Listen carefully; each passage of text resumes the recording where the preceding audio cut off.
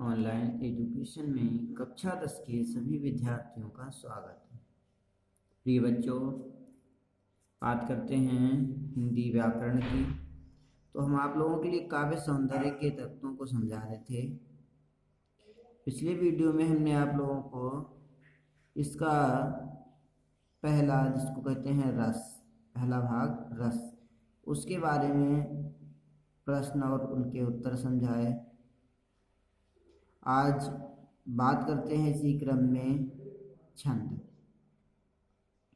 छंद के अंतर्गत पहला प्रश्न होता है, छंद का अर्थ स्पष्ट कीजिए। यह छंद क्या होता है?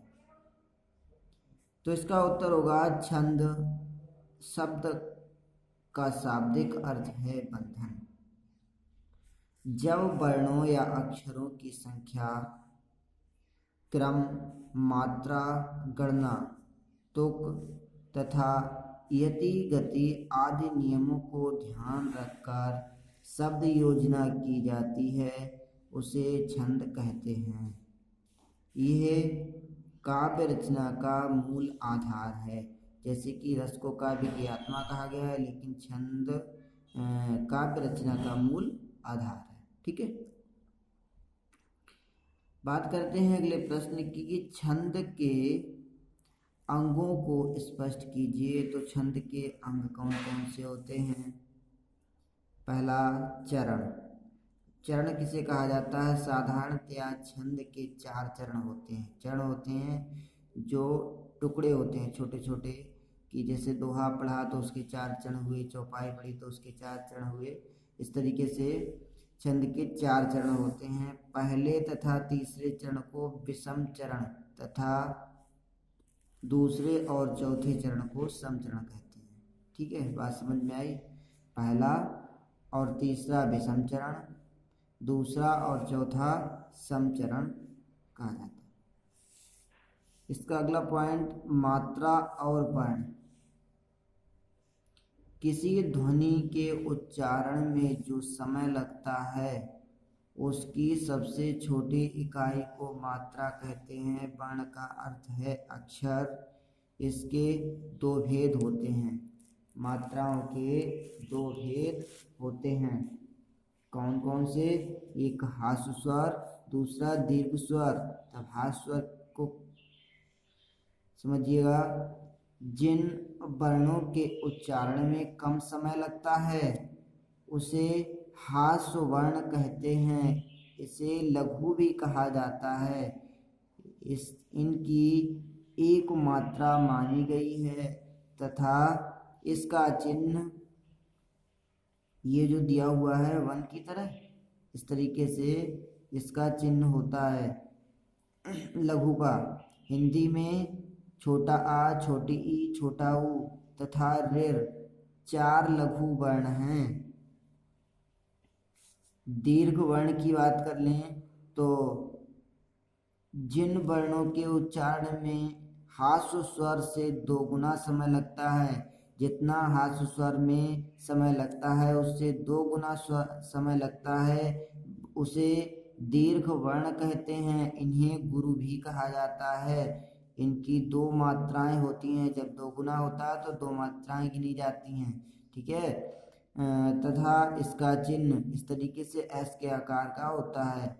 ठीक है, इनमें बड़ा आ, बड़ी ई, बड़ा ऊ, ओ और ओ आदि दीर्घ वर्ण हैं। ये दीर्घ वर्ण आते हैं जो बड़ा आ, बड़ी ई, बड़ा ऊ, ओ और औ आदि ये दीर्घ वर्ण हैं। अगला पॉइंट होता है यति। छंद पढ़ते समय उच्चारण करने की सुविधा के लिए तथा लय को ठीक रखने के लिए कहीं कहीं विराम लेना पड़ता है। उसी विराम या ठहराव को हम यति कहते हैं। अगला पॉइंट है गति। छंद पढ़ने की लय को गति कहते हैं। और अगला पॉइंट है तुक। छंद के चरणों के अंत में वर्णों की आवृत्ति को तुक कहते हैं। संख्या, छंद में मात्राओं की गिनती को संख्या कहते हैं। जो मात्राएं लगाते हैं लघु और गुरु करके, उनको जोड़ना यानी संख्या कहा जाता है। ठीक है, उनकी गिनती गिनना संख्या कहलाता है। क्रम, छंद में लघु वर्ण और गुरु वर्ण की व्यवस्था को क्रम कहते हैं। व्यवस्था कहाँ पे लघु कहाँ पे गुरु दिया हुआ है, कहाँ पे यति लेनी है, इस तरीके से कहने का मतलब इस क्रमबद्ध तरीके को ही क्रम कहा जाता है। गण, तीन वर्णों के समूह को गण कहते हैं। तीन वर्ण मान लो, जैसे कि होता है मगण, यगण, रगण, सगण, तगण। कहने का मतलब एक शब्द ले लो आप मगण, तो उसमें म ग ण एक जैसी तीन मात्राएं हो जाती हैं। ठीक है, उससे शब्द बनता है। तो ऐसे कहने का मतलब होता है कि इन मात्राओं को व्यवस्थित रूप देना, तीन वर्णों का समूह, उसको गण कहते हैं। ठीक है, अब बात करते हैं छंद के कितने भेद होते हैं। तो सामान्यतः छंद के चार भेद होते हैं। एक वर्णिक छंद, मात्रिक छंद, उभय छंद और मुक्तक छंद। वर्णिक छंद, वर्णिक छंद में ये छंद आते हैं घनाक्षरी, रूप घनाक्षरी, देव घनाक्षरी, मुक्तक, दंडक, सवैया आदि। लेकिन वर्णिक छंद जो है वह होता क्या है, जिन छंदों में केवल वर्णों की संख्या और नियम का पालन किया जाता है उन्हें वर्णिक छंद कहते हैं या वे वर्णिक छंद कहलाते हैं। वर्णिक छंद के अंतर्गत ये सभी छंद आते हैं। ठीक है, अगला है मात्रिक छंद। मात्रिक छंद, ये छंद मात्रा की गणना पर आधारित होता है, इसलिए इसे मात्रिक छंद कहा जाता है। मात्राओं की गणना के आधार पर होता है, इसलिए मात्रिक छंद कहते हैं। इन छंदों के अंतर्गत आते हैं दोहा, रोला, सोरठा, चौपाई, हरिगीतिका, छप्पे आदि। ठीक है, ये सभी मात्रिक छंद के अंतर्गत आते हैं। और अगला होता है उभय छंद। उभय छंद क्या होता है, जिन छंदों में मात्रा और वर्ग दोनों की समानता का एक साथ पाई जाती है, वहाँ पर उभय छंद होता है। एक है मुक्त छंद।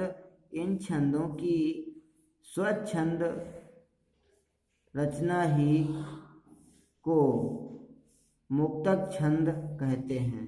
ठीक है, तो इनके बारे में विस्तार से लिखने की आवश्यकता नहीं है, केवल आप लोगों को इनकी पता रखने हैं कि इनमें कौन कौन से छंद आते हैं, क्योंकि आपके सिलेबस में केवल इन छंदों, मात्रिक छंदों के आधार पर ही प्रश्न होंगे, जिनमें भी केवल सोरठा और रोला, सोरठा और रोला छंद ये आपके सिलेबस में आएंगे। ठीक है, तो इनके बारे में हम लोग पढ़ेंगे केवल। आज के लिए बस इतना ही। धन्यवाद।